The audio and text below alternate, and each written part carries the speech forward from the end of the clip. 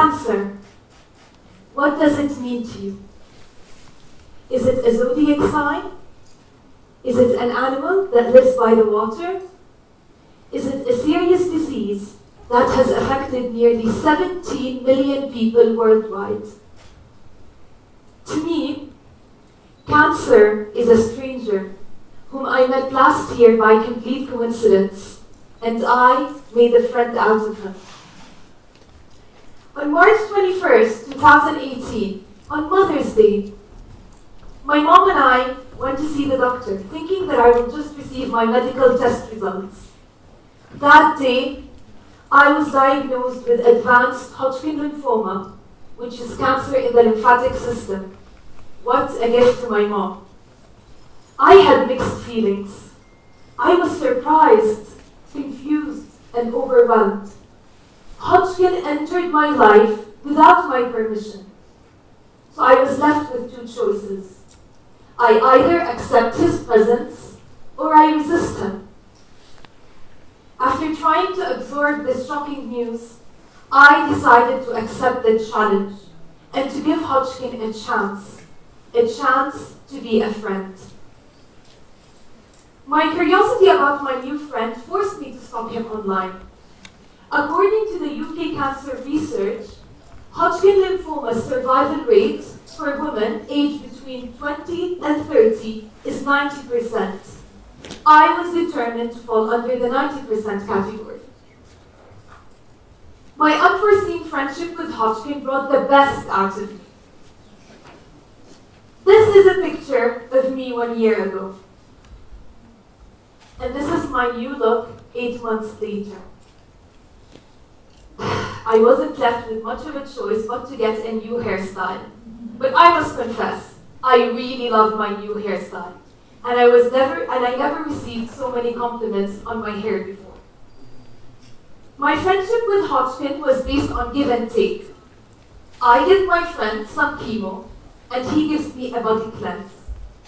I help him with a radiating tan, and he eradicates the scars around my lungs. To be honest, the first few weeks with Hodgkin were very challenging. I used to stay up all night from severe nausea, strong stomach pain, and headache. During these sleepless nights, Hodgkin helped me realize that everything in life is temporary. Moments, people, and feelings, including pain.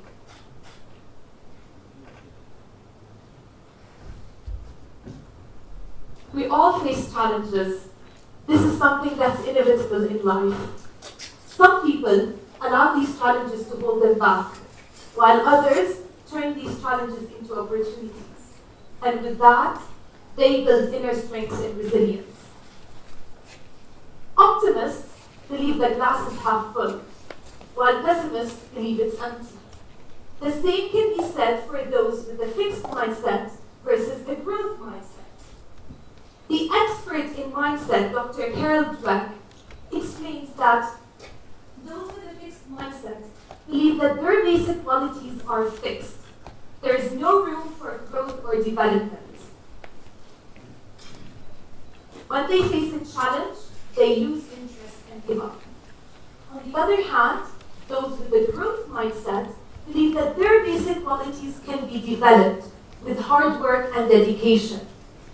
They accept challenges as they believe it's part of the learning process. Challenges propel them forward towards their goal. Now, we've all been in this mindset before, the one where we think, I can't. In this instance, our brains equate I can't to I can't and I'll never be able to. Because guess what? Our brains love to prove us right. So the next time you face a challenge and you find yourself trapped in this mindset where you say I can't, change it to I haven't been able to do it until now. And notice the difference. Most of us underestimate the power of language we use. Yet our language is a reflection of our thoughts. And it's our thoughts that dictate our beliefs, that shape our mindsets. Words are powerful. And what helped me power through my treatment was replacing every negative connotative word with a positive one. For example, I replaced the word chemotherapy with cleansing. So when my friends used to check up on me, they used to ask me, Dareen, how was your cleansing session today? As small as this change may sound to you, it really helped me build a positive belief system around the challenge that I was facing. Science proved that our bodies respond to the way we think, feel, and act. It's a type of a mind-body connection. And every single one of us experiences this natural connection every day in our lives. 5 minutes ago, I had nervous butterflies in my stomach because I was so nervous before getting on stage. Now, in order to cultivate a strong and a positive mindset, we need to be physically and emotionally fit. How will you increase your physical fitness? You exercise, you follow a healthy diet, and you sleep well.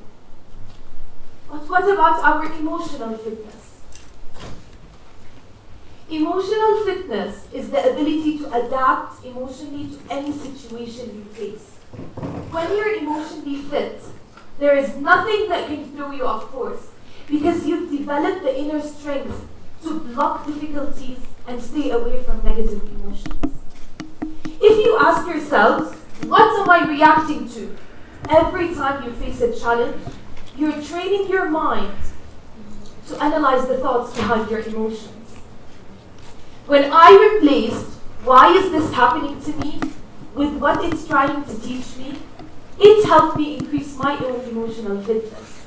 I stepped out of the victim loop and I did not complain about my health challenge. Instead, I trained my brain to think positively and to stay optimistic, to worry less and to stress less.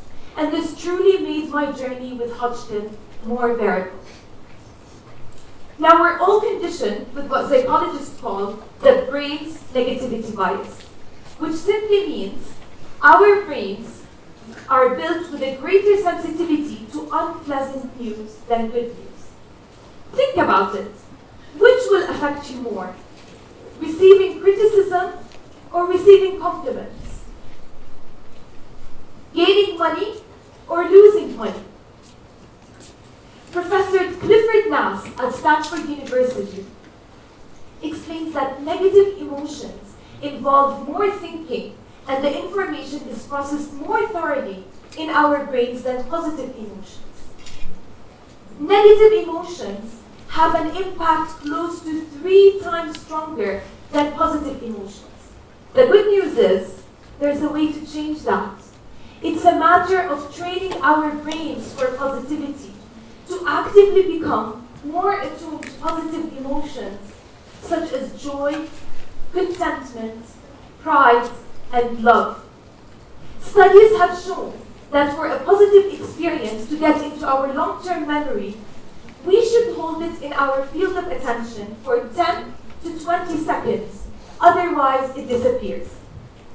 So the next time you hear a praise from your teachers or from your boss, or even a compliment from a friend, smile and embrace it. Neurons in our brains that fire together wire together. So every time you consciously take in the good news and these good emotions, it will make a small difference. And over time, these little differences will add up. So throughout your day, focus on your positive experiences. It could be the taste of good coffee, a hug from a loved one, or even a fun outing with friends. And find reasons to appreciate everything around you and practice gratitude. So I want you now to take a moment and think about something that made you smile today. My talk can be something that made you smile. Okay, so I'm going to share with you something that made me smile today just to get you started. So as I was walking into the school today, the guard outside, Abu Rakan, infamous for his poker face, greeted me with the biggest smile and said, Sabah al-khair, Ms. Dareen. Simple and small changes in our daily lives, especially with words, can make a huge difference.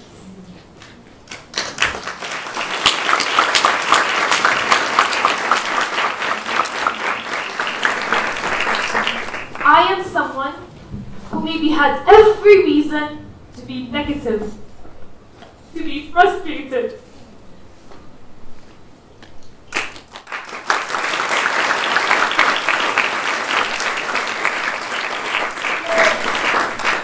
To succumb to the challenge that I was faced with. I'm sure you've all experienced your own challenges, no matter how big or small. When I reflect back on my 8 months with Hodgkin lymphoma, I see it as a bitter, sweet journey. A journey that had all kinds of discoveries. I discovered new friends. I discovered new feelings. And I discovered a new me. Since the start of this journey, I've been on a cover of a magazine. I've published 2 articles. I've been interviewed to share my story and inspire others. And here I am now, giving a TED Talk, all thanks to cancer.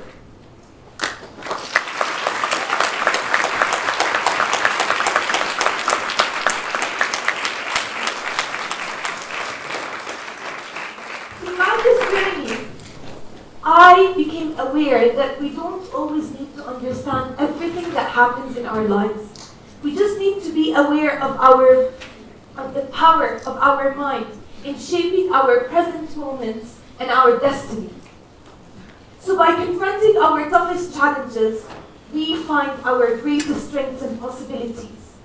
But sometimes we've got to dig deep to find them. As the American author Joseph Campbell says, where you stumble, there your treasure is. Thank you.